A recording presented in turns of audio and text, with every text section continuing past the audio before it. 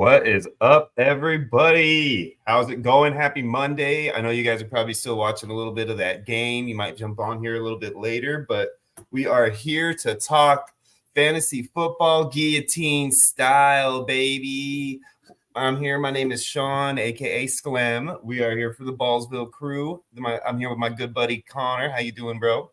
What's up, man? Not much, my friend. How was your weekend? Pretty good. Fantasy is not as good as it has been the last couple of weeks, but still a lot of good football out there. Seems like there's a lot more scoring this week than in previous weeks. So, yeah, no, it definitely was one of those weeks where we finally had some bounce back week. For a lot of players, a lot of long touchdowns this week. A lot of long plays. There was a lot of plays that were tackled like at the 2 or 3 yard line. My big leagues is long touchdowns are like a huge bonus in that league, and I had about 5 of them that happened to me across the board between my players on my team that would have turned my whole week into you probably like doubled my fantasy points in that league. So it was a lot of fun watching those guys fall 2 yards from the end zone. Yeah, I'm sure. The Terry McLaurin, Jaden Daniels, I think had like 3 of them on his own. So 3 2-yard plays, and I think Brian Robinson ended up getting the touchdowns too, which was on the guy who was ahead of me in the standings. So it was just kind of like a double whammy each time it happened. Yeah, and Brian Robinson, I had him in a couple of leagues. I think he only got one of the touchdowns, and then McNichols, their third string running back, scored 2. That I'm not right. Nobody owns McNichols in fantasy. What are you coaches doing? I know. How crazy is it that Washington is at a point where they've had multiple blowouts now in a season where you have to actually be concerned that they're going to have guys leave after the third quarter because they're so far ahead they don't even need to play anymore. That's not a situation I ever thought was going to happen with that team. Yeah, honestly, me either. I mean, they've looked one of the best teams in the league the past 2-3 weeks. Very good on offense. Their defense is putting up a fight. So they look like the team to beat in that division too. The Cowboys have looked, rough.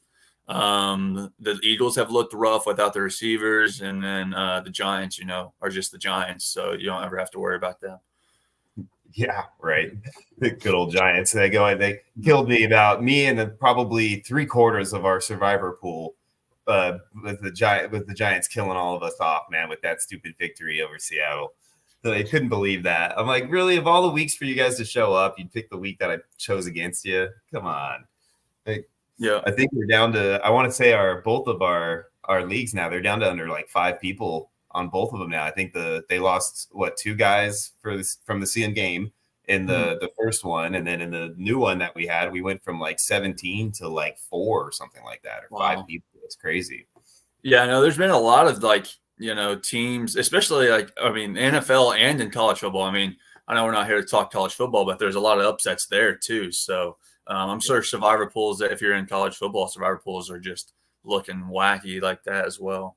Yeah, it's been a rough one, man. It's been one of those seasons so far. I always like to kind of wait till about I always say week 4 is the first week. I kind of like to try to start my betting for football season, just because I want to make sure that I got kind of a good handle on what these teams are, and stuff like that. So usually I give it about 3 weeks, but this season I feel like I'm still kind of up in the air on certain teams that I'm not 100% comfortable on what way to take them, Yeah. So it's pretty crazy, man. It's been one of those weird seasons like that. Yeah, for sure. And me and Scott and Zubakis was on the pod, last Friday, and Zubakis was mentioning how a bunch of teams aren't playing preseason their starters, and so the first 3 or 4 weeks are really playing their starter, all Jaden Daniels and those players like that, or first 3 or 4 weeks is their preseason, and then after that. They really get it kicking. Yeah, no, absolutely, man. And we got to mention it too here. Joey, our good buddy JoJo, is one of the guys left in there. I believe it's down to 2 people. Yeah, final 2 people is between him and one other guy. So I cannot remember off the top of my head who that other guy is, but I will look it up and we'll bring it up here at some point. Make sure we give him his kudos that he's due, because it's surviving something like what we've been going through like this, it's definitely not an easy easy thing to do. Yeah, So, especially there are only two people left in the final two, or in the week 5. There's only 2 teams left, so yeah. it's pretty Yeah, I was good. going to say, I mean, usually when you're down to the final 2, there's only two people left. But I get what you mean by as far as only week 5. Yeah, only 2 teams left. Week 5 is kind of pretty soon for a survivor pool, honestly, with that many people. So Yeah, it is definitely. I'm pulling it up here on my phone because for some reason Sleeper hasn't figured out how to make that work on the desktop version yet. So I have no idea why that's the case, but at least they brought it out so we could do it this year before. Maybe the next year they'll have it ready for desktop. yeah, their desktop version is very behind their mobile app. It definitely feels like an afterthought. Yeah. It feels like we better put out a website too, kind of a thing. So anyway, we're looking at DC Benson Sr. Yeah, JoJo commented as well. So. Yep, JoJo and DC Benson Sr. Oh, there it is. Yep, good job, JoJo. Thank you for pulling that up for me. Well, JoJo has an easy decision. He doesn't ever have to pick his team, so he always picks with his head instead of his heart. So you can just pick against them, right? Yeah, you can pick against the Raiders. Pick against the Raiders, you probably win that thing, JoJo. Oh man. So you have any like crazy scenarios happen for you in fantasy this week? Any games that like you pulled out last minute or got beat or something? Not really. I had this one league that I made a couple of big moves in to become a contender, and then I lost this week. But the moves I made were like bye week people. Like I got Saquon, and I got J.K. Dobbins, and a couple people like that. And I lost this week, but I had the second highest score, which always sucks to lose like that. So it helps in the long run more so because I mean you're still one of the top teams with the most points for. It's not too bad. Yeah, no, I totally understand what you're saying. And I've had a similar situation. I had a couple of leagues that were real close, man, and like I ended up losing on one of them just by a little bit. Yeah. And I had another league where he forgot to put, so our good buddy Maui James forgot to take Evan Ingram out in time and ended up basically losing to me in that scenario where Ingram had been out and had I think Eckler, I want to say, was his best backup he probably would have played, and Eckler got like 14 points for him. So he probably would have ended up beating me by just a little bit instead of the other way around. So those weeks for everybody, I feel like. Yeah, for sure. The one lead I'm in, I had no running backs. Like I just said, I traded for Saquon Barkley. My other running backs, Gibbs on bye week and J.K. Dobbins on bye week. And so I had the choice to play Emmanuel Wilson or Roschon Johnson. And obviously I went with Emmanuel Wilson. And so I lost by 11 points and Roschon outscored Emmanuel Wilson by 12 points. So it's always fun having situations like that. You can't hate on yourself for that though, right? Because who would have done it the other way around? Very few people. So unless they were Bears fans, maybe. Yeah, I mean, Roschon, his 12 points came on 2, goal line rushes. He had like 5 yards and 2 touchdowns. It's like, I mean, I can't really. I mean, Emmanuel Wilson really wasn't involved as much as I thought he was in the first place, or was going to be this game. But still hurts when you lose games like that and make one decision that screws you up. Yeah, no, I feel you, man. It's definitely one of those things, man. Like it just eats at you a little bit. Like I lost the league by I was down last I looked. He had a guy going still in the Monday night game, but I was down by 0.4 of a point, and I had all these issues. So I was in California, so you guys all understand. I'm a little bit delayed today on catching up on things because I was in California all weekend at one of our buddies, another player of ours, and been on a couple of our podcasts. Trevor had a birthday party. And so, we went out there, had a weekend out there, got a room, and me and my girl ended up having a good time and just hanging out for a while. So, that was kind of kept me out of town for a while. And then I had to race back here and just kind of got back in time to get the Monday game going. So, but yeah, in that league, I ended up not being able to get Anthony Richardson out because of that. So all the craziness that happened, I forgot to get to my lineup in time and get Richardson out of my lineup. So I ended up losing at this point by 0.4 of a point. So yeah, I understand more because I didn't want to lose by that. Yeah, when you have so many leads, like most of us here, it's hard to keep track of all those things. I know Ken, he was facing Alex in Ballsville, our Ballsville Pod League, Dynasty League, and he's been going through some things with the hurricane prep and stuff like that. Or was about to hit Tampa, so. He missed out on replacing some of his players, but still beat Alex by like 50 points.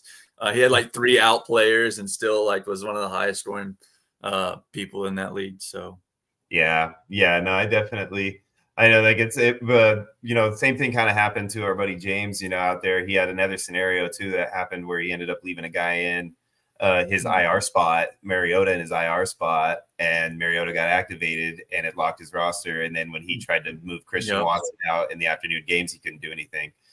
So, those types of scenarios, man, you got to be on top of that kind of stuff, dude. Cause like that's, if you're going to play that IR spot game and roll those dice, you got to be prepared and just be on top of those types of things. So, it sucks, especially on games when we have a London game that starts early as hell, but like that's going to be more weeks, I think, this season than any other season that we've had so far. So you're just going to have to be ready for them, man. Yeah. Especially in these guillotine leads, you can't really, like we had, I think 2 people last week out of the 3 that got eliminated had one player at least that was out. So these guillotine leads, you really have to pay attention every week, even more so than your regular redraft and your regular, dynasty leads. Well, you got a small starting roster, man. Like you don't, if you got one guy that gets you a goose egg on that starting roster, you're almost automatically in trouble. So you got to be ready to roll on these leagues, man. You can't purposely, take a goose egg, right? Something that you can avoid, I should say. Sometimes if it happens like a Kyle Pitts last week, or he just gets you a goose egg, hey, what you can do about that? But at least he's on the field. That's huge. So yeah, for sure. And we have a couple of these games that are going on right now in our guillotine leads are coming down to the wire in this Chiefs Saints game. I think there's one league that Team Rage on Sunday is 0.4 points behind the next closest guy who's done. And he has Juwan Johnson. So one Juwan Johnson catch and Team Rage on Sunday will be safe. And Team KROS 24 Krayos 24 will be eliminated instead. Ooh, that's going to be that's going to be a fun one. Keep an eye on your TV there and just let us know if we got a Juwan Johnson update at any point in time. I'm sure he's doing the same thing right now, staring at his TV, praying for that one catch. That's all he needs. Yep. And then Team Thrill Kill, he's a little further back. He has 61.56 points, but he still has Kamara and Kelsey. And so he's about 16 points, about 15 and a half points behind the next closest guy. So I don't see him making a comeback, but I mean, everything's possible with the last couple minutes of this game. If Kamara catches a big one, if Kelsey comes back on the field, which I don't really see happening, or they kick onside kick and get it and catches another one, that could be a close one as well. Where are they at the score right now on that game? Is it basically at the point where they got no starters in and they're so Derek Carr got hurt. He's been out probably this last drive. But the Saints are only down 13 with 2 minutes left. They have been passing it to Kamara a ton. Their tight ends a ton during this game. I think Olave only has 2 or 3 catches. He only had 1 catch, I think, last time I saw it when I came over here at about like 7:45 to get started. Yeah, and Shaheed caught the long touchdown, but besides that, he really hasn't been involved that much either. So they've really been targeting their tight ends. Foster Moreau has had a big touchdown a few minutes ago. Juwan Johnson, I think JoJo said he had 5 catches for 31 yards, and so does that put him in does that give our boy the chance to survive now because of that? I think he's still 0.4. I think that the last time I updated, he was 0.4 behind him. So he still needs to catch at least 1 more. That's going to be a close one. So yeah, before we get too crazy into the guillotine leagues, let's talk a little injury real quick before we go too far into that. What are you worried about with Nico, man? You feel like this is going to be a long-term deal with him? I mean, hamstrings are always worrisome. Especially with guys that are larger, like they have the twitch muscle. Christian Watson, I mean, we just talked about the name. He's had a launch, like the taller guys feel like have hamstring problems more so than these smaller guys. But I think Saints just turned it over. So I think Team Rage on Sunday, it will end up losing that matchup by 0.4. So just keep you updated on that. But to go back to go back to Nico, I am a little worried because, like I said, hamstring injuries are just very rough. So. Yeah.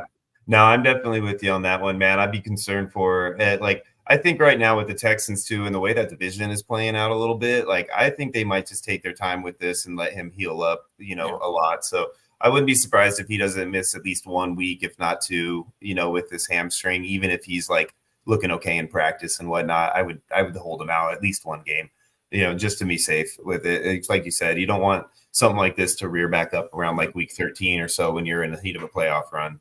Run to the seeding, basically. Yeah, and it's even worse that they changed it because originally, like, he was a day-to-day matchup. Like a day-to-day. He'll play it day by day. But then they changed it today. I think they said week by week. So, yeah, which is what I would have said right out the gate. I mean, I wouldn't even call a hamstring injury anything day to day because you never know. Especially right away, like they did. Like I felt like they just kind of spoke a little too soon, maybe a little like wishful thinking kind of a thing, try to speaking it into existence. But, that definitely didn't work in this situation, right? Yeah, for sure. The other thing is they have two really good receivers besides Nico that they can afford to throw to. They have Diggs and they have Tank Dell, who JoJo loves. He called him their wide receiver one preseason. He's been all the Dell truthers out there are so excited that he finally got an injury out of one of the other two guys that now they can think Tank is going to come back. I mean, I do think Tank is going to catch a majority of these passes that were originally going to Nico. So I agree. He also had to step forward, but I think it's funny all the people saying he's going to be the number one out of all three of them, and then now here he is like needing one to go down or to even have love. Yeah, they had Xavier Hutchinson that was a rookie last year that looked really good in Nico's replacement as well. So I don't think they're going to rush him, like you said. I don't think they're going to rush him back too much. If he's even if he's 75%, I think they give him another week or so to heal up, which is not great if you have him in fantasy, in my opinion. Yeah. We got before we move on here, let's go ahead and answer this question here we got in our chat from Roll the Film. He's asking, is Josh Downs worth starting over Godwin? Ooh, I don't think so. I'm still high on Godwin. He's been, getting the majority of the targets besides this past week. I think Evans finally got a couple more targets. They tried to get Evans involved a lot more. But Godwin's still, I think, out targeting Evans by quite a bit over the season. So yeah, I'm with you. I think Godwin, and I also do think that Josh Downs, you got to remember that Richardson's going to be coming back to that offense. They're as good as Flacco looked. They're still saying that Richardson is the man there, and they're not going to pull the plug on him yet. And, rightfully so. I mean, they put a 4th round pick into this guy. They're not going to just pull him out after Flacco comes in at 40 years old and has one great game. I think that if he's healthy, he's playing, maybe he was a first round pick. Yeah. 4th overall, right? Oh, 4th overall. You said 4th round, but yeah. Oh, I'm sorry. I meant 4th overall. I'm sorry. Thank you for correcting me on that one. Yeah, 4th overall pick is what I meant to say. Here, I like this comment a little bit better than that one. No, I knew you were going to say that, but I wasn't going to read that one. I like that one a lot. My screen, buddy. Hey, I'm wearing my black. I'm already in mourning. Okay, I don't need any more, piled on top of me. I'm already dealing with enough. All right, I have cried out all the tears, guys. Okay, I don't need any more help. Already beating myself up enough. You think Shakir played a big part of why the Bills' offense looked a little rough out there? Or what do you think it was? 100% he did. I think the Shakir not being out there was definitely affecting them, and I also think that shows that they need to do something before the trade deadline because they can't have just one receiver like Shakir, who's not like a superstar stud receiver, go down and affect your offense to that level. They need to figure something out. And they need to also figure out how to work this 12 personnel setup into the 2 tight ends and start working Kincaid and Knox the way they had planned because they didn't build the receiving core to be the reason that they, are going to win or lose games. So they need to make something happen here. And I'm hoping that Joe Brady will do some adjusting and he'll come through with some ideas to kind of fix what's going on and get back to what was working, a lot more running. I don't know why they pulled away from the run. They were running the ball great, and then they just kind of stopped all of a sudden for some reason. I don't understand why. Josh had a really bad game. Josh was definitely not himself out there today or that day. Something was off off with him. I don't know. He just wasn't That really. hand injury, you think that had any like lingering effects, the hand injury or anything? I don't think the hand injury was an issue at all. I think he kind of like after the Ravens game, I think he kind of felt like he really needed to come out here and like do well. And I think also the fact that he was playing against Diggs, I think he kind of personally wanted to come out there and like play really well too. And I think he just put too much pressure on himself and kind of came with that like sugar high Josh Allen style that he did when he was a rookie. So that's all it was. I think he'll settle himself down, and I think he'll be okay. The hit that he took in this game was a lot more concerning, to be honest. When he hit the ground like that, I thought it was more concussion based than it was anything else. I thought he was going to stay out after that because like he hit his head hard. It was bad, But you could see him on the sideline saying, "It's my chest and my chest, it's my chest." Like so, he kept trying to. I don't know if that was just him trying to deflect from. Don't look at my head. I'm fine. It's not. It's on my head. It's my chest. But he definitely was like making it seem like it was in his chest. That maybe got the wind knocked out of him more than anything else. Yeah, but I don't think so. The way his head hit that turf, I agree. I think he just was trying to play that off because he didn't want to get pulled from the game. But that's I personally wasn't too happy that they let him back out there at that point for at least that quickly. I thought maybe you evaluate him a little bit longer and you make 100 that it's not the head. Any trade targets you're targeting at receiver? You got, apparently Romeo Dobbs is unhappy in Green Bay. You got Adams, obviously. You got Amari Cooper. That could be another one. Anybody you're targeting out, like for the Bills, obviously? I mean, obviously, I'd love the top dog out of the bunch. I'd love to get Davante Adams on our team. I think he would fit perfectly with what we're trying to get accomplished over there as far as, our end goal of a Super Bowl. And, a receiver of his caliber, not to say that we need to have a guy like that because I think Josh Allen is definitely capable of doing well, but we just need I think guys like Mac Hollins and Curtis Samuel are not stepping up. So, if we don't get a Davante Adams, a guy like a Romeo Dobbs would be a good target if there's going to be like the right attitude out of him. Somebody like that could be a good fit in what we're trying to get going there. Somebody who's not going to demand a boatload of targets, but will be open when needed kind of a person. So, otherwise, maybe Amari, just based on the fact that he's going to be in the right position to be looking for any kind of role he can get and not be like diva about anything. Mm-hmm. So, yeah, I think Amari needs to get out of there. I was watching that Browns game, and it's just Watson is honestly one of the worst quarterbacks I've watched play this year. It's not looking good in the pass game for anybody over there. So yeah, I think I'm right with you on that one too. And I mean, I think they're gonna go down with that ship, because they spent so much money and did all that. Like, I think it's more so the owner than anything. And unfortunately, I bet the coach and the GM are probably ones that end up taking the fall. But I feel like the ownership was the ones that forced that move and signed him to that contract and pushed for all of that. So.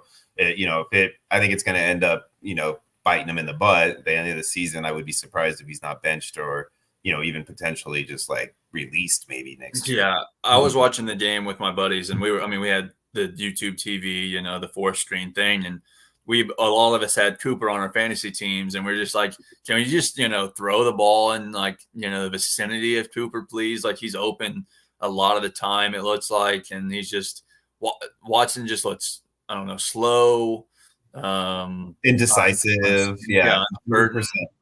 Yeah, and so I would love to see him on the Bills. I think that's a great spot for him. You and then Trevor both said it.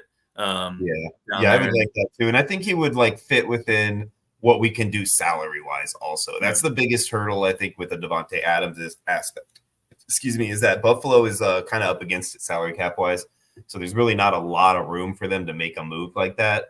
I do think that if they did something, I would not be surprised if one of either, and they've already done it, I think, once with their contracts, but one of either Vaughn or Josh doesn't restructure in order to allow a receiver. It'll probably be Josh, and they might even just like sign him to like some sort of an extension, on his contract also to kind of just push the money later.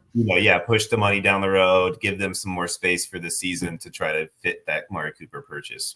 So, No, that'll be a fun little kind of thing to watch. But I think that it's been proven now 2 weeks straight. Buffalo needs to do something to help that team if they want to be considered like a legitimate playoff Super Bowl contending team, like I think they should be. Yeah, it's bad when you're wide receiver 4 or whatever from last year's your wide receiver 1, and without him, you look like you're running with your chickens with a head cut off. Yeah, yeah, exactly. I mean, I thought that Mac Hollins was going to do a little bit better. He's really not doing well. I mean, they did have, now I got to say though, they did have good separation in the game overall. That Josh just was off on this game today, so like he did miss some passes that he normally wouldn't miss where they were open. So I definitely think that things will get better. Even if Shakir's not there next week, I still think they're going to be a lot better of an offense than they were this week. Josh isn't going to go 9 for 30 or whatever it was every week.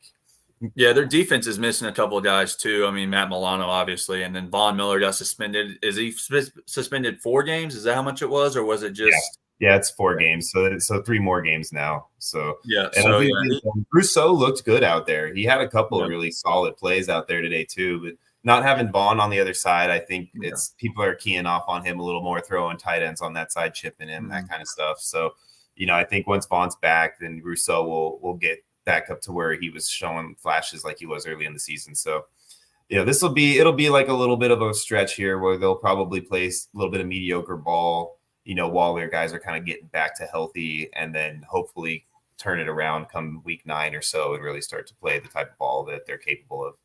Yeah, I mean, they do play one of the best, secondaries in the league next week. So see how that goes. Sauce Gardner and DJ Reed are pretty tough. And so it's going to be, a tough matchup for anybody. But if you're out Shakir and then your other guys are struggling with separation anyway, it could be in for a long day, offensively. I wonder if they wouldn't even try to get Sauce covering Kincaid in that scenario a lot. Yeah, and exactly. I wouldn't be surprised if they don't try to figure out a way to get that to work.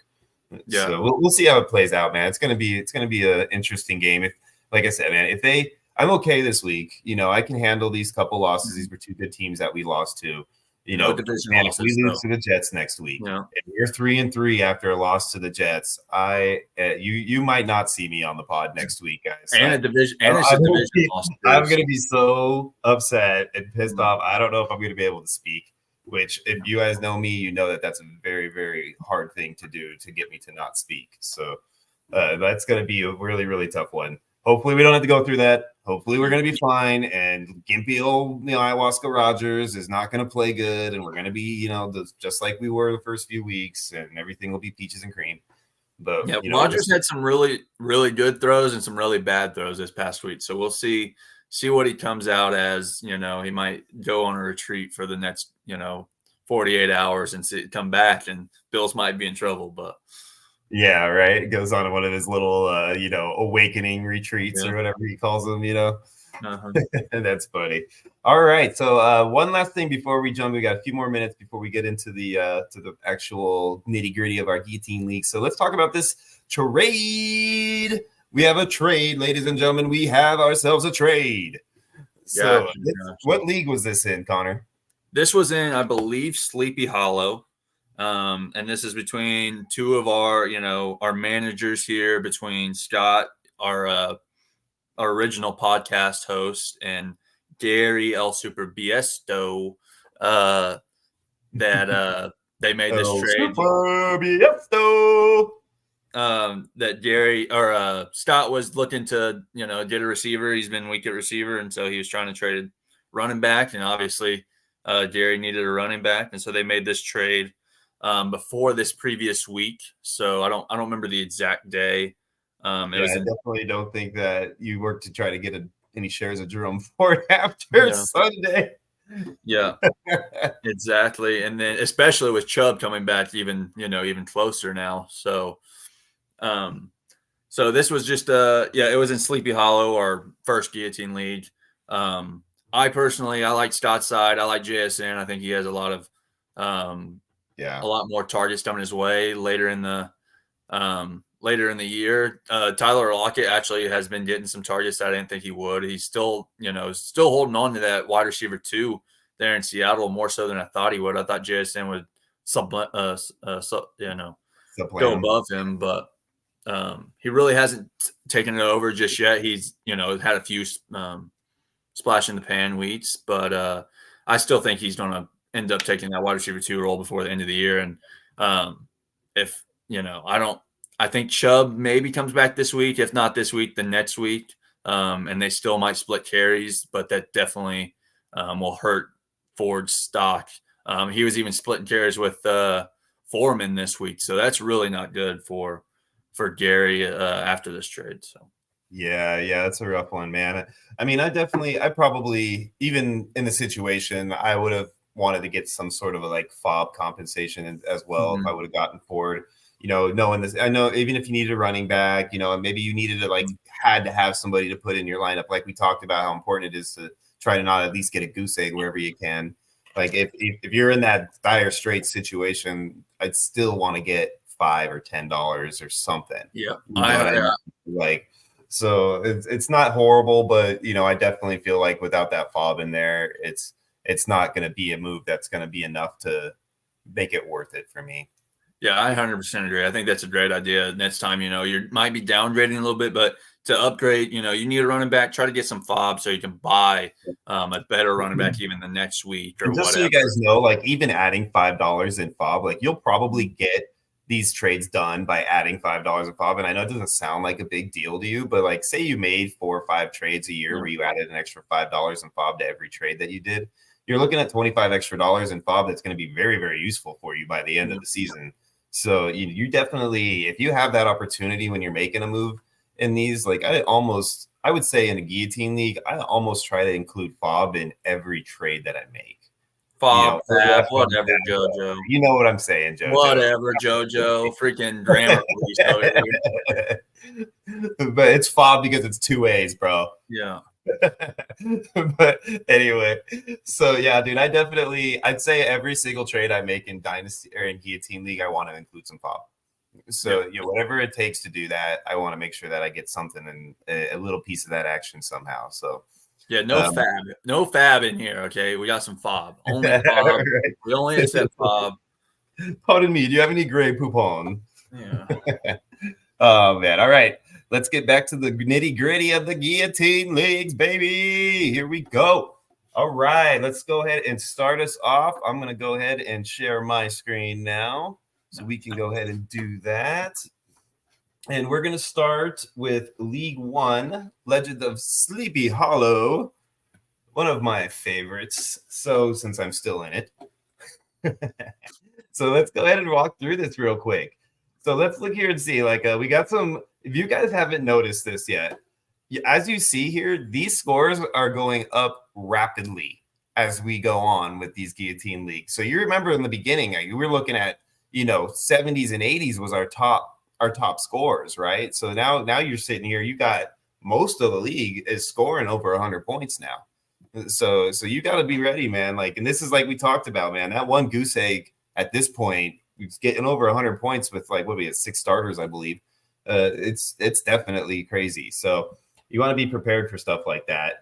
As we roll through here, let's go ahead and see if we can pinpoint our high team for the week. I see Zubikis sitting here at 123. That's a great score. I had 127. Yeah, we're getting there, buddy. All right, just hold your horses. I'm just trying to help out. Yeah, gosh, everybody, let's talk about Connor. Everybody, Connor got the highest score. I'm just messing. It's a good week though, man. 127 is a solid score, brother. Yeah, so I think that might be it. I see 123. I don't see one. Is that 123 again down there? Yeah, I see. There's a 123. Our next highest one. After that, probably me at the 116 mark. And then you got Tortoise came in, good score at 110. K Doggy Dog got a 111. Ludes, our buddy Scott, got 113. So like I said, guys, there's a lot of high scores out there. His trade partner got a 112.96, which means I probably wouldn't make that trade now if you look at that. But hey, it's all right. He's still alive, so it's no big deal, right? We had some, and there wasn't a lot of low teams. This league was pretty much decided early on. Yep. If you look at these scores, you've got 80s, as the next highest, but then we have our low man on the totem pole here, Team Maui James at 69.74. So made it on the pod again. Good job, Maui. Right? Yeah, we love you, brother, but you're out. All right. So before we go too crazy to his team on what's going to be available next week, let's scroll back real quick and double check on what the prices were on some of our players for this week. Huh? All right, we got to scroll up here a little ways. Here we go. Here's our nice big block of love right here. Look at that whopping price tag, baby. If I am not mistaken, is this not our highest I player think so our far? highest by quite a bit too, by like almost Yeah. $20 or maybe a little bit Yeah. less than $20. I believe 127 from my first week when I got the Yeah. Jonathan Taylor Almond Raw for 127 in 2 different leagues. I think that was the highest up until this point. Yeah. So look at that. And And I it's think Alvin Kamara of all people. You would not have said that beginning of the season, right? no, definitely not. And it didn't really play out this week. I think he had a decent week, but not, not another RB1 week that he's had the past couple Yeah. past I mean, couple of weeks. everybody hates to say it, but Chris Jones really does make a huge difference in that defense, especially definitely. against the run, man. Like they're a tough team against the run with him in there. So, Yep. yeah, He had an average week, 12.6 points. I mean, that's not bad. It's not somebody you were trying to spend $140 on good, but it definitely helps out your team if you're not, you're not scrounging around with 3 or 4 points. So, yeah, no, 100%. There was 12 total bids on him too, man. So like, we already eliminated 4 leagues. We have 14 total teams. So like all but 2 teams basically bid on this guy. And you can see it ranged all the way from 140 to 33, who was just like, yeah, you never know, right? So throw a few bucks at it, you never know. But it definitely didn't work out for them in this situation. Scott put in a hefty bid at 123. And he still didn't get him. And I think he's probably happy he kept his fab this week. Just like I said, Kamara really didn't pop off, and Scott survived, so he kept quite a bit of fab. So. And poor James here at $76, man. I bet he wishes he would have bid about double that now, huh? Yeah. But you got JM Hubs there, and then that's kind of where we're getting into like that group of guys that all kind of bid around that $60 range. So yeah, and I think on the pod, I think we talked about it, what he would go for, and I was like, I think he probably goes for 70-80 bucks, and I was way off. Yeah. He went for double what I said, and not that it's a bad deal. That's almost. That's 50 over like 70, almost 75% of your yearly fab. So, and I'm not saying don't spend it on that. If you really want to get that player, go for it. But make sure that you got a plan on how to try to trade for some fob or whatever you can. Stop it, JoJo. Okay, it's hard. It's a hard word. It's not even meant to be said like that at all. It's FAA. It's an acronym, man. It's an acronym. It's not even a word. All right, leave them alone. Let's move on from the damn fob. All right. Yeah. Next player, Patrick Mahomes. $56. No, $56. There's no more fab or fob. It's dollars. Okay. There you go. Right. There was 4 total bids on him. Maui was another one. He wasted $2 more. Could have saved him, brother. He could have had Patty going tonight. It could have been his savior. Yeah. He had Josh Allen, so I don't know what he was even bidding for, but he was trying to double up there, but he was probably just trying to get another quarterback to have on his roster for the upcoming 2 quarterback part of the playoffs. So the next guy to go is Davante Adams at $40. So that's a pretty intriguing amount considering all the chatter about what's going to happen with him. And I do believe that he's not going to play for the Raiders anymore. Where he goes, his value could be all over the board depending on where he lands. So yeah, and I mean, but it could be very low for the next, 2 weeks or week or so, because he might not. He's not. I think me and JoJo probably agree he's not going to play for the Raiders again. So it doesn't matter. It might be 2 weeks before they get a deal done, but even if it's not 2 weeks, I think he doesn't. Like I said, he doesn't play for the Raiders again. So. Yeah. Yep. Then you got like $3 cheaper. You had Dontavion Wicks going. Man, that did not work out for any of us, did it? Nope. I got hit with the Dontavion Wicks juju too, guys. So don't. I mean, yeah. Bad. How could you not though? They're missing, the wide receiver 3, the wide receiver 4, or however you want to put them in the order. And Wicks looked really good last week, even with those guys healthy. So it kind of sucks when fantasy works out like that. You're like, oh yeah, he's going to pop off again, and he's got more targets. And he had more targets, but, he couldn't catch any of them. So, yep, that was definitely a rough one for him, man. But I do think that there's better days on the horizon, though. Yeah, especially if Dobbs has got some sort of a issue going on that he's going to end up not being on that team moving forward. Then I think that's huge for him. So, he's going to have a role and everything. We'll see how it plays out. If I'm not mistaken, I think he dropped like a wide open touchdown pass. So, like, if he's It's not going to happen every time he has an opportunity to do that. So as long as he starts catching some of these balls, I think he's going to turn around for you. So don't give up on him yet. Yeah, I mean, he's gotten separation. He's really talented out of the break. He's really talented running routes. He hasn't really been able to put his hand, like catch the balls with his hands, which is, I mean, the biggest part of being a receiver. But he's been able to get separation. So hopefully he works a judge machine or whatever. And, Yeah, he's that guy that needs to catch 200 balls on the jug machine every day at the end of practice before he goes home, no matter what. You got to say you catch 200 balls, so they stay there as long as it takes. He needs to call Larry Fitzgerald, Right? Next guy to go off the board was J.K. Dobbins, $33. And I think the reason his is so low is because he was on bye week this week. Yeah.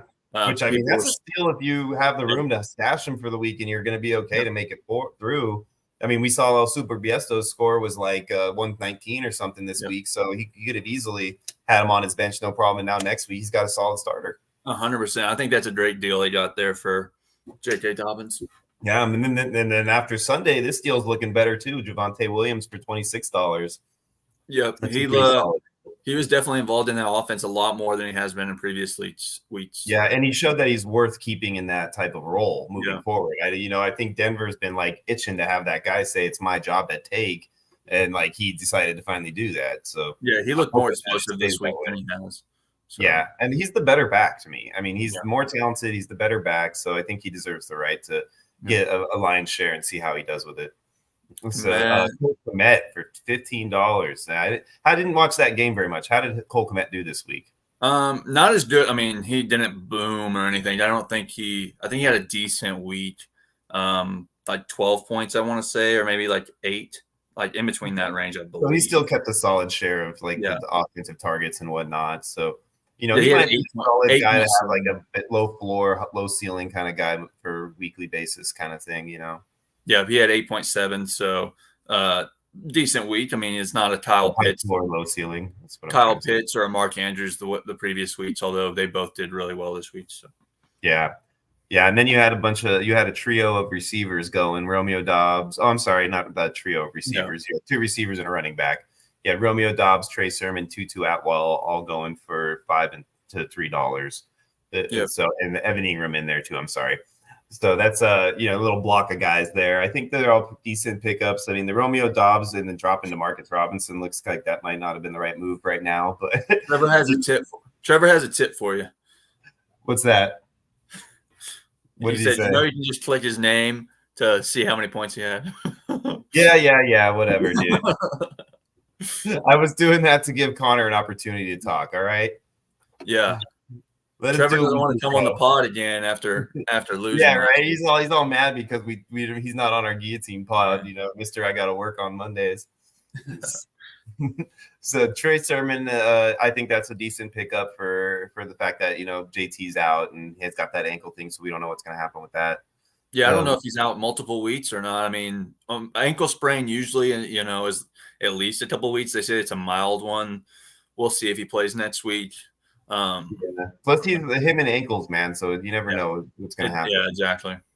And then the Evan Ingram, for $3, I think that's a solid pickup once he's back on the field. I think he'll still be a part of that offense. Yeah, for $3, it's worth it. And the steal of the week right there. Yeah, the Juju for $1, huh? Yeah, that's so far so good for that move, huh? Yeah, for real. He had a great week, and I don't think he even played. Oh, he did play him. That's crazy.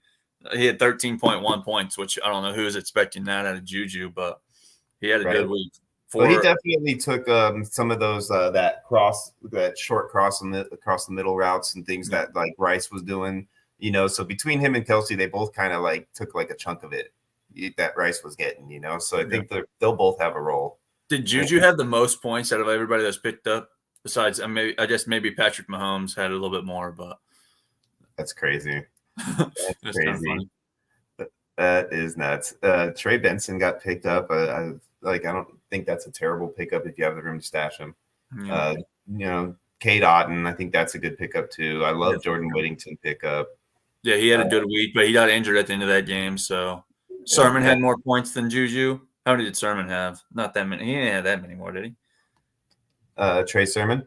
Yeah, how many points did Trey Sermon have? I don't know. You can just click on his name. I can't. You're the one sharing the screen. Just teasing you. He had 18.3. So yeah, he had a few more points. So yeah, other than that though, it looks like guys like Taysom Hill got picked up, so that's not a bad move considering that he'll be a good part of that offense after he gets back too. So yeah, it was overall though that was our pickups for that league. So let's go into James's team and see what we get to have fun with next week. My boy JA17 is gonna be on the block. How much money do I have to spend? Again, because he was on the block a couple of the other two leads last week. So yep, yeah, he was. Lead. Yeah, Chase Brown, I think that's a good pickup too. And then I'm not sure if Zach Moss was okay to come back after that ankle or how he's going to do that ankle that he had. I saw him take the hit and rolling around the ground, and then I didn't catch up on what happened after that. So yeah, I haven't heard if he's going to be out long term or not. I know I think he came back in, but I'm not sure. I don't really remember. I don't remember. You'll have to look that one up before we get back on tomorrow with everybody else. So we got Stephon Diggs available. That's going to be a good pickup with everything happening to Nico now. You got Debo. That's going to be another solid player available. Conklin, he's got a pretty solid squad of players, man. His bench, he's got David Montgomery on his bench, Tony Pollard on his bench, Lad McConkey, Sam Laporta. So like this is a pretty solid team. Yeah, for us especially the bye weeks. The bye weeks really killed him, right? Yeah, he definitely had a hard time this week with the buys, and that's what ended up costing him. It's two starting running backs. Yeah, he ended up having to play Chase Brown, which worked out for him there, but then the Tyler Algier play didn't really end up. Had to play Emmanuel Wilson. So yeah, so he definitely and Emmanuel Wilson was definitely not. I mean, he had Jaleel McLaughlin on the bench, which it sucks to see that happen when you got the guy in that is not scoring and the guy that is scoring is sitting on your bench 2 spots down. So that's definitely a hard sell. But yeah, man, I think this is going to be a solid team. Who do you think is going to go for the most amount of money out of the bunch of these guys here, man? It's Diggs. I mean, it's hard to say. There's no like stud. I mean, Laporta might go for a lot. I mean, I've seen him go for quite a bit. Montgomery has shown a lot. With Nico being out, it might be Diggs, and it still might be Josh Allen. You never know with some of these guys needing quarterbacks, but I'm thinking it's between Laporta, Monty, and Diggs. Yeah, I just the 3 that I think will be potential to be the top guy of the bunch. I think this is one of those weeks where you're not going to have like a super high end top guy, but you're going to have a lot more guys that are going to go at that like 70 to like 50 range. Yeah, the thing with Montgomery that scares me, and I mean, it might not scare a lot of people, is he's in a split backfield that he's obviously, the lesser back. Gibbs is obviously a lot, talented in different ways than Montgomery is, but they use both of them great, but you never know. Like Montgomery seems to be their goal line back. You just never know if Gibbs is going to break a long one and take a lot from Montgomery. So yeah, I don't know, man. I think we've had a few years in a row now that have proven to me that those bruiser backs on teams like that like to do that style of game are always valuable. I mean, we had Jamal Williams a couple of years ago. We had Mostert last year. Now we got Monty this year. I definitely think that those backs are proven that they're worth a weekly start, without a concern, So especially the ones that are on offenses like Detroit. Yeah. I mean, yeah, like I said, I think Montgomery is a great pickup. I just don't know about his high end value, like going for $80 or whatever, just because of that. I think 80 is a good kind of guess. I honestly think that's around about where I would see. I think he has a potential of going there. I think all those 3 guys I mentioned right about 80 is where I think their top end would be, in my opinion. If I paid more than that, I would feel like I might have overpaid. But if there's a team out there who's in dire straits on one of those positions, then that's going to change everything, because then I'd have no problem making sure I get him in bid and high if I have to do that. If I was in dire straits at a position for next week, especially, I think there's some really good players on bye next week. That's going to put people in positions like they might not have a backup tight end. And if I'm not mistaken, it's Chiefs on the bye next week. So Kelsey's not playing, I think. Cannot remember 100%, but I know there's some good players on buys next week. So for I'll have sure. to look at all that stuff and get up to Yeah, speed. Kelsey. I'm pretty sure Kelsey is. I think he has a week. Chiefs have a week 6 bye. So Yeah, so it'll be fun, man. This is going to be one of those really fun ones to sit there and bid on. So we're going to have a good time playing around in this league. I think Trevor has a good idea. If you want to go through, he said, "Can we go over the budget that everybody has left?" Yeah, let me see if I can scroll on down here and go over that. It's right there. Right there. I see it. Yeah. Right here, we've got a guy's 114, 96, 57, 139. More Than a Feeling has 114. K Doggy Dog has 96. Zubakis 57. Mean Machine has 139. Trevor has 80. Short Stack has 57. C-Bomb has 107. That's UConn. 107 still. That's not bad at all. 81 for Headless. Now, some of these teams might be knocked out, guys, too, and I'm just not aware. They should have a little lock by their name, shouldn't they? So they're probably still down there. So they might be at the bottom of the list here, too. So James, who just got knocked out with 165 or 85. I'm sorry, 185. That's brutal. The Oh Look a Bloody Head, it got 184. The Cheetah Show 0. The TC Show as 0. So he bought a lot last week. I remember, or not last week, but the previous pod we went over, he bought a lot. Hey, man, well, if you want to get some Bob and you're looking to trade a player or so, you can always reach out to me, my friend. I'm open to anything. The next man up, Chiefs Life. He has 179. I have 102, just like I said, anytime you want to talk. The next guy, JM Hubs, has 107. Legend of Super Besto, 126. Cheeky Hobson, 187. Always Sleepy, 172. Jimmy Wojo, 200. And I do believe Jimmy Wojo, Always Sleepy, which is Alex, Cheeky Hobson, and Super Besto are the 4 that were eliminated. Biesto's not. I think you're at the other bottom 3 are. Let me see who the other one is. Oh, it's JM Hubs. I think it's JM Hubs, if I'm not mistaken. It's Chiefs Life. It's actually Chiefs Life.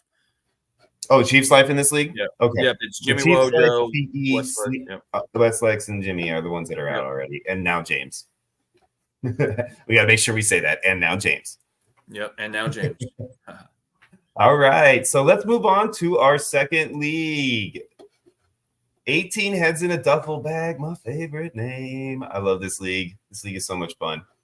So in this league, we had some decent scores again, over 100 points across the board on a lot of teams. So you guys keep an eye on this, man. These scores are getting tougher. It's going to be harder and harder every week. So stay on top of your teams. Do not let players in that are out of a game.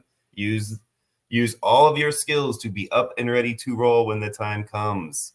Yep, that's a hell of a score you're looking at there with Trevor's team. Yeah, with the 141, that could be our top score of the week across all 3 leagues, man. I would assume so. That's pretty high. Yeah, that is extremely high. Let's look at his squad here real quick. Lamar has to have Lamar. Yeah, I was about to say he has. Lamar at 41. Kyron got a 15. Rasheed White is low man on the totem pole with 9.6, which that's going to be a weekly occurrence with Rasheed White. 13.10 for Juju Jackson Smith and Jigba. Brian Thomas, that was another stud that came out. Had his coming out party this week. Got himself 23.2. George Kittle at 20.4. And Rashid Shaheed today put him over the top with an 18.6 performance. Yep. Yeah, that is a lineup. Yeah, and then did he have any bench performers too? He had 25 points. Jeez Louise, man. Then he had give him a horn, reach out to Trevor. He's got too many guys. He can't even play them all. He'll trade them to you. You still played Rasheed White. That's so funny. Is it Rashad? Whatever. I don't know. That's what Joey said. Joe, why are you the grammar police today? All right, you need to stop with the grammar policing and just let us have our fun here. We like to say names the way we want. George Kittle is his tight end, and I'm gonna say it however I want to say it. Jorge Kittle. We could do a substitute teacher, any name we want, bro. Exactly. So here we are looking at. Let's go back through a little bit here again, and we got a lot of good scores over 100. Cheeky Hobson 760, Maria Antoinette Chiefs Life, Tortoise, K Doggy Dog, Last Man Standing, all over 100 points. And let's not forget my team, Tommy's Luggage, over 100 points. Just barely. Just that little extra to make extraordinary. All right. So let's look for a low man on the totem pole. Dun, dun, dun, dun. All right. We've got a 74.44. Is that our winner, ladies and gentlemen? No, it's Thrill Kill. He's at the top. Or Rage on Sunday. Rage on Sunday. Rage on Sunday. Let's one more time, ladies and gentlemen. 74.04 for Rage on Sundays. Lost to 74.44. 74.44. That is 0.4 of a difference. That is 4 yards after a catch. That is 1/2 of a catch-ish, scenario. Negative 5 yard catch. You get 1/2 of a catch. But that is just brutal. That is one of those games that if you had, let's go look and verify real quick, because I do believe he had, and this is Juwan Johnson was his player, correct? That was in on this game. Yes. So yeah, where is Juwan Johnson at in his lineup? Right there. That is unbelievable, ladies and gentlemen. He needed 0.4 points more from this poor man. Yeah, let's make sure that his quarterback didn't kneel it out at the end of the game 4 times in a row, like we had last week. No, it was Josh Allen, so that definitely did not happen. Nope, did not happen. Thank you for bringing that up, though. I do appreciate that. Why didn't that happen, though? Aren't they a good team? Hey, let's move on here. Let's move on, all right? So, all right, my friend, Rage on Sundays. I'm so sorry, my friend, but you are out of here. All right, before we go into who's going to be available next week from Team Rage on Sundays, because he's such a nice guy, he decided to just give us all of his players for next week that we get to pick from. So let's go back up here, though, and see who our friendly player from last week gave us. So we got here our top man off the board. Man, that's a brutal burn this week, right? Breece Hall went for $102. Breece Hall went for $40 less than Alvin Kamara. The top two kind of hurt, honestly. Yeah, picking up Neighbors at this point for $95 is a tough one, knowing that he's out. But it's still definitely one of those scenarios. I wouldn't hate it. I just don't like to spend money on guys that are not going to play for sure the next week, at least. Not that much, anyways. I'm sure I put a bid in on this guy. I'm just not sure how much. But we'll find that out here in a second. But let's go ahead and look at what Breece Hall's bids look like, so we can get an idea. So he only bid by like $7. So we're talking about a guy that was right around the right price range then. Yeah. And the next few bids were pretty close up there, 84, 95, and then you got down into that 50 block, with most of us that were bidding on him. So that's definitely around about where we anticipated him going for. We just also anticipated more fantasy points out of him this week, and we didn't get that. So yeah, he's played a couple good defenses the last 2 weeks. So I expect him to pick it up a little bit. Hopefully he gets more involved, takes back some work from Braylon Allen that he's getting, and gets more involved in the passing game. Well, and I think watching Aaron limp around on that sideline for a while during that game is going to put a fire in the coach's ass to start running the ball more. Yeah, a lot of people are mad at Nathaniel Hackett for his schemes, people not mad at Nathaniel Hackett. Everybody's been mad at Nathaniel Hackett since he was like, Russell Wilson, y'all. Like ever since that, everybody's been like, you suck, man. Yeah, he seems like a fun guy too, though. I mean, like having a beer with him would probably be a blast, dude. But like, Aaron Rodgers loves him, so yeah. Well, they probably do a lot of ayahuasca together and just crack that. Nathaniel Hackett did great in Green Bay, so I don't know. Maybe it's not Nathaniel Hackett, but a lot of people and Jets fans in particular are not happy with him. So yeah, no, I understand that. Malik Neighbors was the next guy. He went for 95, and then you had a trio of bids with $1 apart, 95, 94, 93. So that's pretty crazy, huh? Yeah. But then you got one bid at 82, and then you drop down to that 50 and lower range. So you basically had 4 guys that were really shooting their wads to get Neighbors on their squads. So yeah, I mean, obviously, I think that he probably shouldn't have went that high this week, just because of how important players are to play. And so if you have the 5 to spend, which most of us, 50% of your 5 on a player that's on a play for sure the week you're picking them up is very hard for me to sell, so. Yeah, no, I'm with you on that one too, especially if he's not playing because of an injury. And he's on bye next week, if I'm not mistaken. So you got 2 weeks, 2 solid weeks for sure that you're not getting any production out of Neighbors. So you better have like a solid receiving core to back yourself up if you're going to go that route. I would say JoJo says how many round one tiered skill position players are actually pointing to that value through 5 weeks. I would say Jefferson's in there with the Jamar. I think Jefferson's still, he's averaging quite a bit of fantasy points. I don't think he's had like that, great performance, but he's still performing pretty well. So I think you're probably right. Jamar definitely, obviously he's had 2 great weeks. And then Jefferson and Amon-Ra, like you said, Amon-Ra can probably be in there besides that 1 week, week 1 that he was very, very slow on. Yeah, I would say Jamar and Jefferson are definitely the 2 that have been, performing the best. And it has nothing to do with the fact that I picked him up on the 12 and 2-1 spot in a league and I'm doing great. That's nothing. Trevor says Barkley, but Barkley wasn't in that, that round 1. He was more round 2 guys. So that's true. Yeah, I know he went in some leagues in round 1, but not most. Most leagues, I think he was top round 2. Yeah, he was a round 1, like 1 quarterback league guy, but not around like in Superflex. I don't think I saw him go in round 1 in my leagues that I did. So I saw him in early to mid round 2 most. Of the time. And same with Kyron Williams that JoJo said.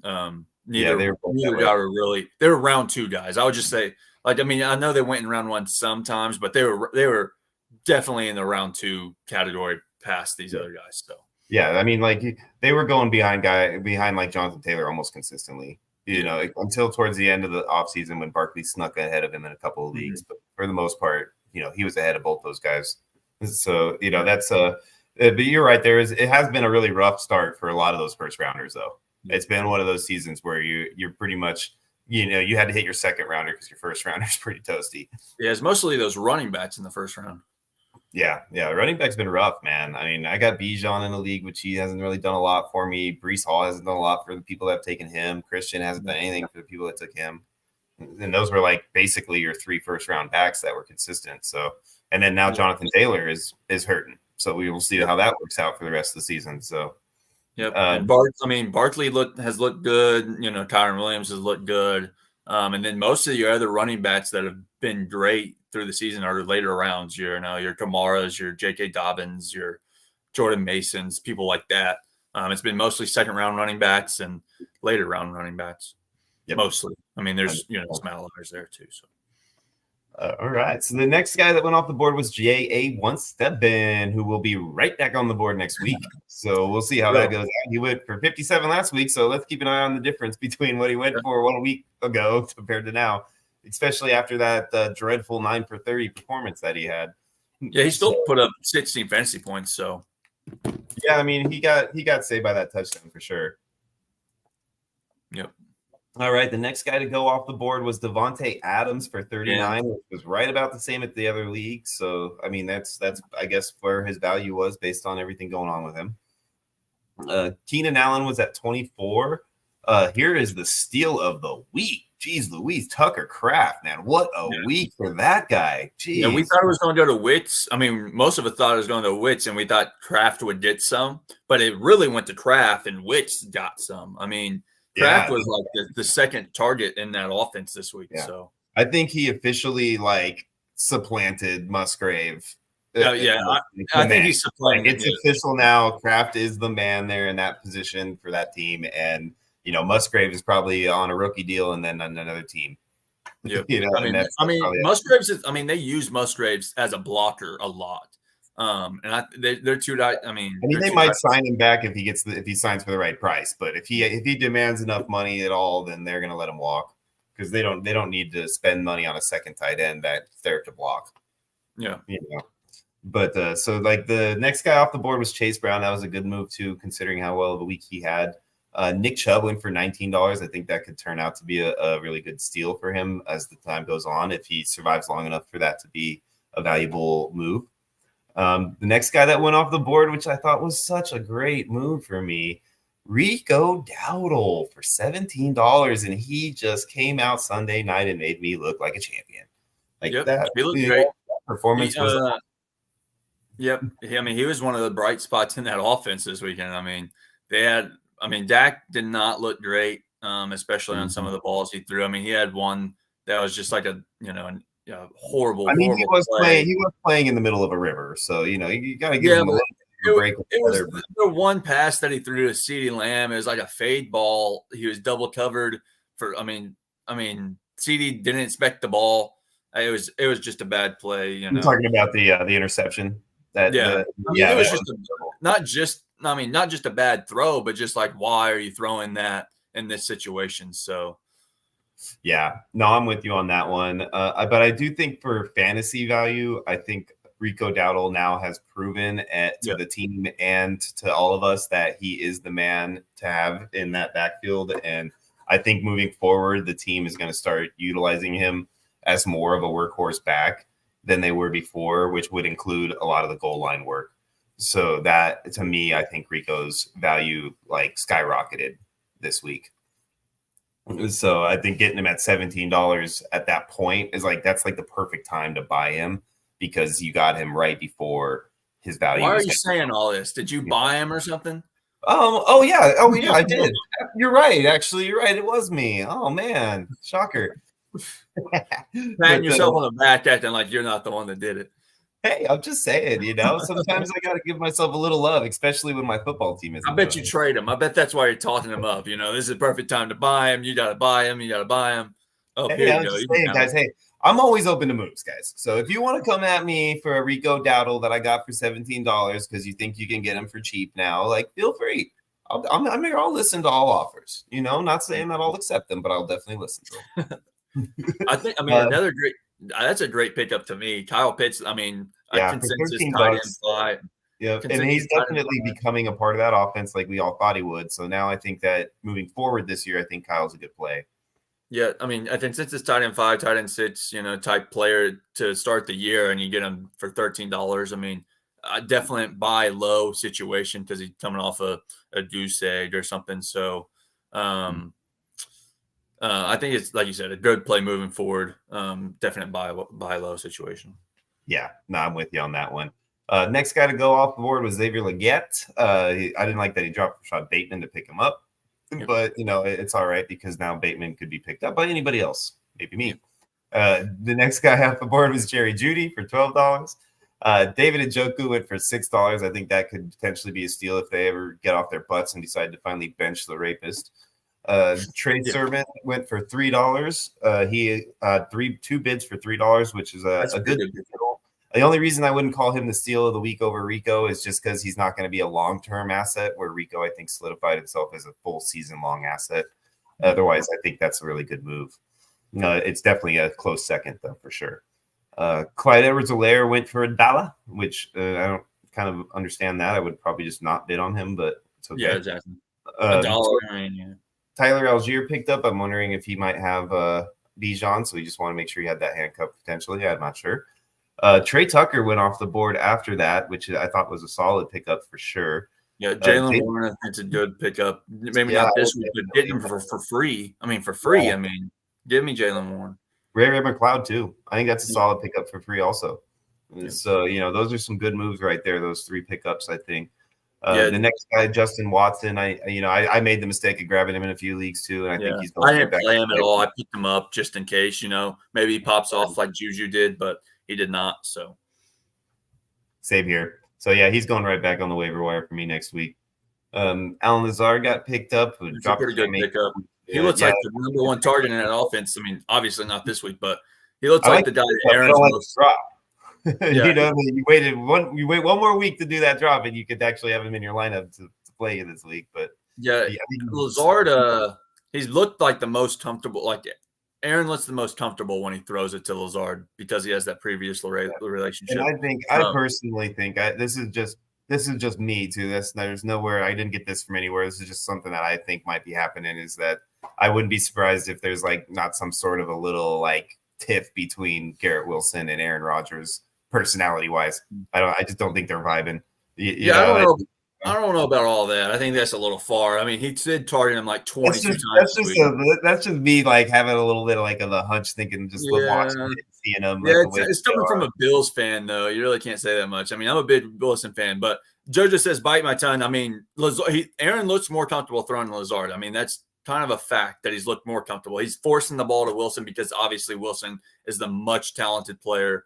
But Aaron throws back shoulders, throws these timing routes to Lazard that he really hasn't connected on with Wilson. He's thrown underneath routes a lot of So I'm saying other they're stuff. not So. vibing, baby. They're not vibing. I bet Wilson probably like doesn't do drugs and shit, and Aaron's like, oh man, you're a nerd. Yeah. Here we got another guy blaming Hackett. God dang. Oh man, Jordan Whittington was picked up for QJ, so I think that's not a bad move. Unless you don't have anybody else to drop, which I did. I mean, you made that move, so I know that's why I said that. Bo Nix picked up Samaje Perine was picked up for $2, and Noah Fant was picked up for. I picked him back up. I dropped him and picked him back up. Awesome. All right, let's get back into Team Rage on Sundays, who's giving us all these awesome players to bid on next week. We got a headliner, Josh Allen, my boy, and Tyreek Hill, his first round pick. Well, that is going to be an interesting bidding scenario to watch next week. To see how that guy goes forward with what's going on over there, huh? They barely beat New England, for God's sakes. But speaking of which, it's a little off topic, but did you hear the local broadcasters just like destroy the Patriots for losing to the Dolphins? No, I didn't hear that. Oh man, if you guys get a chance, go pull up and like Google the recording of the final few plays of that game from the actual Patriots broadcasters, and it was hilarious. I think they played a clip of it on the daily podcast that Greg Rosenthal is now doing for the NFL show. And they played that clip of the guys, and they just tore the Patriots apart. How dare you lose to this squad? How this is they just were like, you got to do something because this is unbelievable. And they were ripping them, dude. And apparently, they're going to be starting Drake May next week, so we'll see. I mean, I'm excited to watch Drake May personally. They should be at this point. I can understand why they wanted to wait as long as possible, but now you got no choice, man. You just lost to the Brissett looks horrible. I mean, he looks terrible. So I mean, the whole offense looks terrible. If he was carrying them a little better if they win this week, I think he plays next week. But since they got beat this week, I think they're moving on to May now. Yeah. So, the next guys, you got Zach Moss, Jerome Ford, Christian Kirk, Juwan Johnson, DK Metcalf is going to be. He might be the highest bid player there. I mean, a lot of people are maybe he benched Murray. Come on, what are we doing? Yeah, Kyler Murray on the bench. I know you can't play him over Josh Allen though. So I know that's a tough one, but yeah, it's like that's one of those scenarios though too. I maybe try to get on the horn and find the guy who's got Richardson over here and be like, hey, brother, you want to make a move here for one of my quarterbacks before the games get going? But those two good quarterbacks available. So that'll be fun to watch who goes for more. Taysom Hill, Mike Williams, Alan Lazard, Devontae Smith, and Tank Dell. So there's a couple of guys. Yeah, he doesn't have any stud. I mean, Josh Allen, obviously, but any real studs on the season. I mean, Tyreek Hill coming in the season was a big stud, but not really. He hasn't really played out too well. Josh Allen might be, he's QB5 probably on the season or something like that now. I think you're looking at DK, like you said, man. I think that's our highest potential. Yeah. It's going to be probably between DK and Devontae. As far as the highest one, and I think right behind him, then you're looking at guys like Tank Dell and Josh Allen. I mean, I think Hill still has a chance because of the name value to go up there, but he has not produced with the guys, we said, Justin Jefferson, Jamar This Chase. Number right here is the only number that I think could make him be potentially still the highest bidded player is that 9 targets. Yeah, but who are they coming from? They're coming from Tyler Huntley. They have a bye week this week still, though, right? The 9 targets tells me that no matter who's throwing the ball, they're gonna do what they can to force feed it to him if they. Yeah, but they have a bye week this week too, right? They have a bye week 6. Let's double check that real quick here. Yeah, so week 6. Yep. I just can't see him going for higher than DK personally, just because of the bye week, and we don't know if Tua will be healthy on the other side, and he has not looked good without Tua. So I mean, I wouldn't be surprised, but I don't think I know me personally. I'm not bidding for Hill over DK. Yeah, I'm with you on that one. So awesome. All right. So let's move into our third and final, last but not least, $50 league, Braveheart. What are And those this two is names good. there? If you guys did not notice this, when I first pop over here, I get to see this lovely empty team every single time I have to go in this league. So this is how dedicated I am. This is what I'm doing for you guys, okay? Is I'm still in this league weekly, dropping these teams that fall out and making sure you guys have a fun experience. So I just want you guys to know that these are the things that I do for you guys because I love you. You think we'd see Josh Allen eliminated in this league? He's 2 for 2 right now. Yeah, right. If Josh is in this league again too, then that's going to be an interesting little subject to keep an eye on for next week's pod. So let's kind of a little brief glance through the teams. We'll talk about some of these good scores here. We got a couple of teams over 100 again. We got Cheeky Hobson, Chiefs Life, Zubakis, Biesto Hart, PMAC, which, I mean, can we believe this guy's still here? Come on. That's awesome. Good for him, but that's crazy. Team Cash is over 100. So, we got some pretty solid squads over 100 in this league. We did have quite a few of them that hovered around that 70 range. So there was some guys in this league that were clinching their cheeks here all Monday. So yeah, their face cheeks. That's what we're talking about. Yeah, absolutely, your face cheeks. So if we scroll back up, I believe our low man on the totem pole is our buddy Mr. Thrillkill. Yeah. I am sorry, Team Thrillkill, but you are out of here. Yeah, he had a struggle week. He needed some big games into today. I mean, he had Kamara and he had Kelsey that he really needed like 40 points from. I think JoJo did the calculations last night in that league. I think it was 40-something points. So, but yeah, he needed some big games and unfortunately didn't get them. Yeah, definitely. That's a rough one, man. But I feel your pain because that happened to me a couple weeks ago, as you all know. So for last week's, let's go back through last week's guys a little bit here and see who we got picked up last week, huh? So this is one of those leagues that we talked about in that other league where we didn't really have like a high flyer top dog that went for a top amount of money this week. Our top player was DJ Moore, and he only went for $60 this week. Yeah, and I think that's a pretty good pickup, especially with that offense looking more and more capable of doing big things. And just so everybody knows that $60 in FOB was originally my $60 in FOB that I gave him. Everybody said that I was the dumbest trade in the world, and he was so stupid, and now here he is still playing, and I'm at home. He's not only kicking it. I mean, he's using that FOB now finally. I think he still has 200. Yeah, right. I mean, even though his record says 0-4, it doesn't matter what his record says because he's still got players on his squad. So, I don't understand. Me and JoJo's been streaming at him since like week 1 to set his roster. He sets his roster, and apparently he benched DJ Moore this week too. So, jeez. But he still, it didn't matter. He still survived. So fantasy gods come around to everybody. They'll get him eventually. He'll think, oh yeah, I'm finally good. I can pay attention in this league, and that's when it's going to hit him. That's exactly when it's going to hit him. That old Anthony Richardson is out at the last minute scenario, like what happened to me this weekend. It's going to hit him, and it's going to hit him at the right time to where he feels bad about not setting his roster week 1 through 7 or whatever. That's so funny. So we got Thrillkill was the next bidder at $56, so it was a pretty close bid there between the two of them, and then the next bid up was you at 38, so it was a little bit of a drop after that. Next guy to go was Josh Allen. He was picked up for $52, so that's right. Think about where he was before, correct? That makes. I mean, I think he went for 60 and 55 or something like that. Now 52. There was 3 bids on him total only, and there was only one more bid that even had money on it at $35. So that's a pretty. There's only 2 bids. I don't know what that cash is doing. $0. If nobody bid on him and he put it out there, you never know. Right? That's what he's worth. That's what he's worth this week. That's enough of that. All right, let's move on. Rashad White went for $40 with the next guy. There was 5 total bids on him. They were next closest one was 28, so there was not much of a bidding war on this guy. That's for dang sure. JoJo gave me some information that's crucial to what Cash did. He's out of it. He's out of money, so he can't bid anything. So he is just hoping and praying. That's funny. He probably just goes and to get some waiver wire for every guy that's out there that's coming out, so that he can just try to snag somebody for free. Yeah.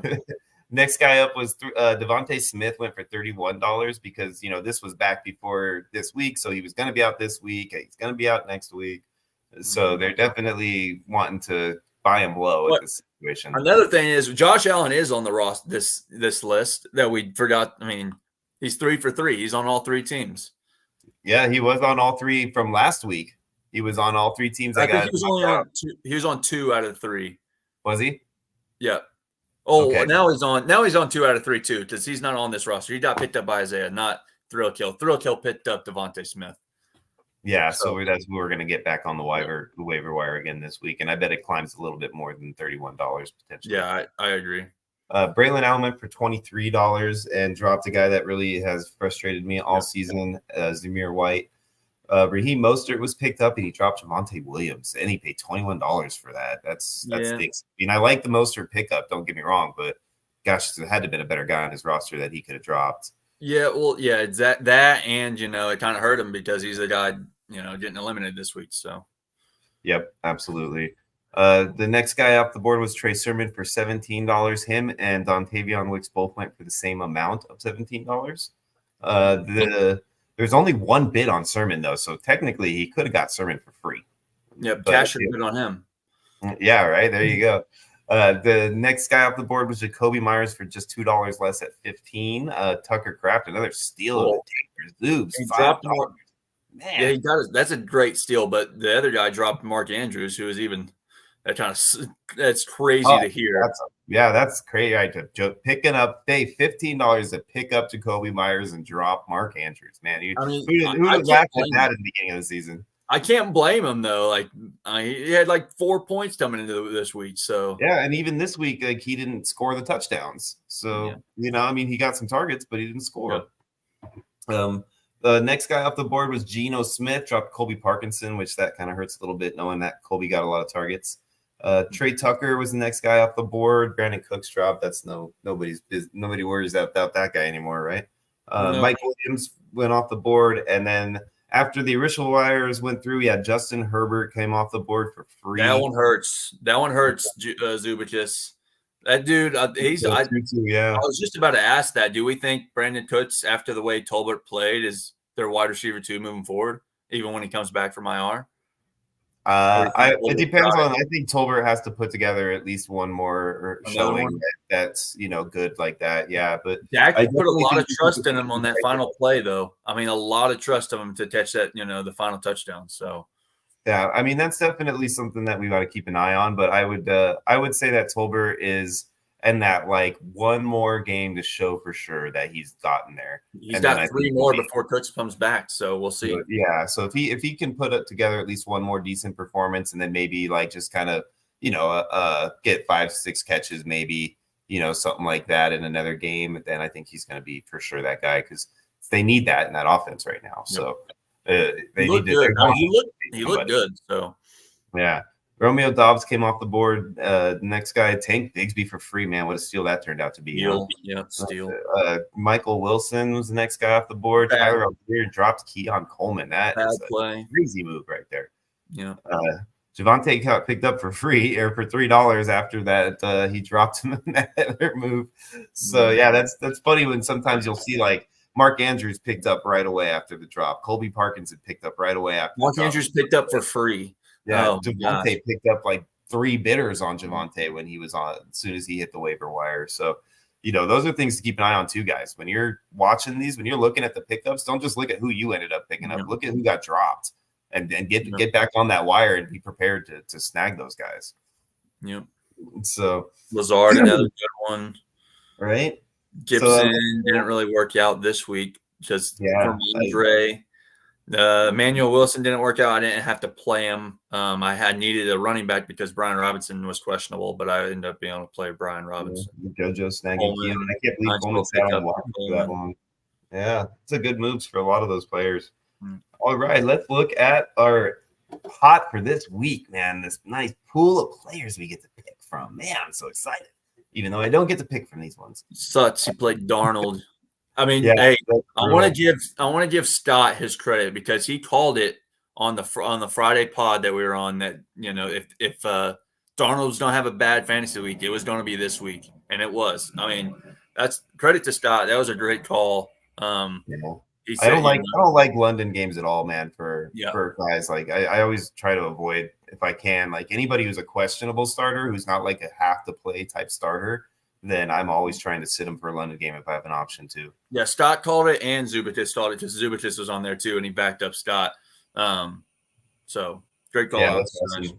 Yeah, so I missed that pod, man. I'm gonna have to go back and rewatch that one now that I'm back from the trip because I want to see how you guys did.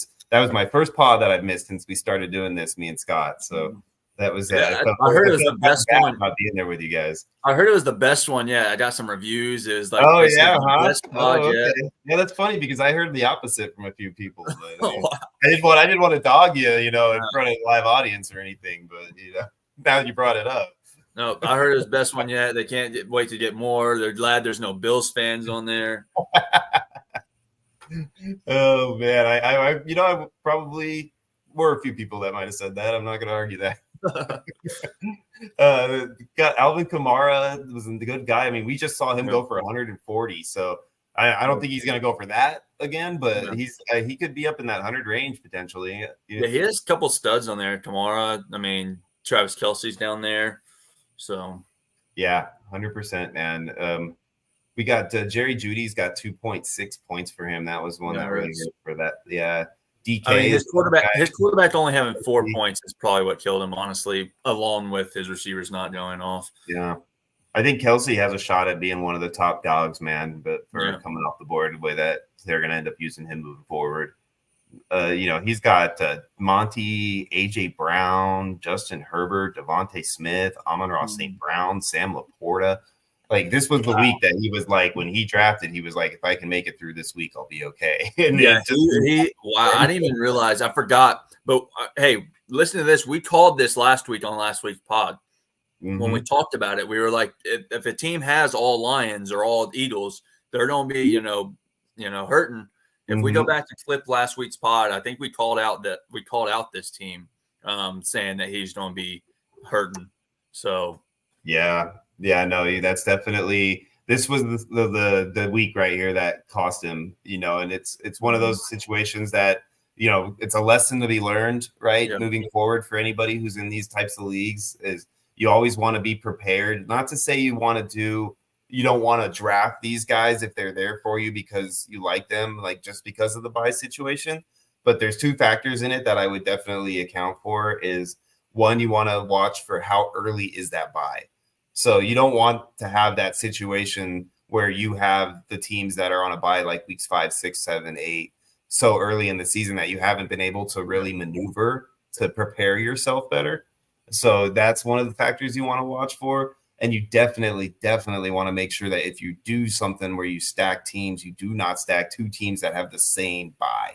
Yep. Or, in this case, not just stacking two teams that have the same bye, stacking multiple players from each team with the same bye. Yeah. And that's what I mean when I say stacking, like you're double stacking. You're stacking on top of stacking, and they both have the same bye week. You're going to kill yourself in this scenario. Yeah, he picked his whole team basically was the bye week 5. It was Herbert, Montgomery, Amon-Ra, and then Laporta. I don't think he drafted Herbert. I think he picked Herbert up. But either way, these guys here were all drafted by his team. We were just talking about who's going to go the highest. I think it has to be still Amon-Ra. Yeah, I agree with that. I mean, none of these guys have buys. These guys could go up, because they don't have a bye week.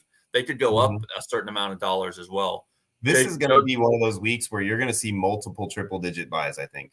Yeah, JoJo has hit the nail on the head right here. You have to favor late buys and drafts. 100%. You have to the week 14, the week 13, week 12 buys or guys like. And I think we mentioned this when we drafted too. Like you skipping over players like Amon-Ra or a Laporta for other players because of the later buys. Because if you hit this week, you're out these guys, you're not moving forward. And so it doesn't matter if you have a guy on a week 12 buy or a week 13 buy. Yep, So 100%, man. And if you do end up in a situation where you got a lot of guys on early buys, make sure you got your bench prepared for that week, or make some trades. Get on the horn. You got 18 teams in these leagues when you first start, so you have the opportunity to reach out to multiple different people and try to make something happen. And FOB is so valuable in these leagues that you don't have to potentially have players to offer people. You could offer. How much FOB did Thrill Kill end with? Because if he ended with a lot, I mean, it's going to be a big pill to swallow. I mean, $64. So he still had $64. So I mean, he spent a majority of it already. He did his best to prepare himself for this. He just he fell short because he didn't take advantage of the opportunity to reach out to individual teams. I think as much. I think he tried to focus on the wire as much as he could, and that's not always bad. But if you don't get the guys, then you're screwed. You really got to try to take in all opportunities you can to make sure. Or you're betting on the Sam Darnold to get you through there, and you never really want to bet on a Sam Darnold to get you through a week. Yeah, absolutely not. So going back to that, so he had, before we get going here, our last little thing, my favorite segment, the turd team of the week, baby. Let's figure out who was the turd. I think it was the first league we looked at. It was 57 or something, right? I believe you're right, because Thrill Kill was at 61.56. The next league loser was Rage at 74. And then the next league loser was James at 69.74. So I do believe our winner of the turd team of the week is Thrill Kill. Yep. At 61.56. So I'm sorry, my friend Thrill Kill. Not only did you get knocked out of the $50 most expensive guillotine league that we have because of a horrible bye-week drafting scenario, but you also got the coveted Turd Team of the Week award. Congratulations, sir. Give yourself a hand. Just rub it in his face, why don't you? God dang. He dropped it, baby. That's the Turd Team of the Week, man. If you've earned the lowest score out of all three leagues, man, you deserve to get a little look at the team he has. You can't blame him. God dang. He's dropping Amon-Ra, A.J. Brown, Alvin Kamara, Davante Smith, Sam Laporta, Travis Kelce. Hey, maybe I'm just a little jealous that I don't get any piece of that action. Oh, wow. Right? Oh, I forgot. I was wondering why you're upset about this team getting eliminated. Oh, man, that's so funny.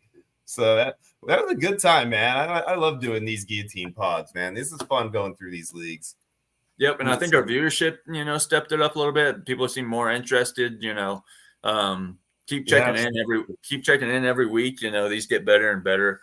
Especially as these leagues go down, man. The more and more these leagues get further into the season, man, the more exciting these podcast episodes are going to get, because we're going to be chomping at the bit to get some of these players. So yeah, for sure. And the teams are going to get low. Teams are going to be out of the running for players. You're going to start to see a whole different situation occur. It's going to be fun. Yeah, and the teams are going to get better and better too.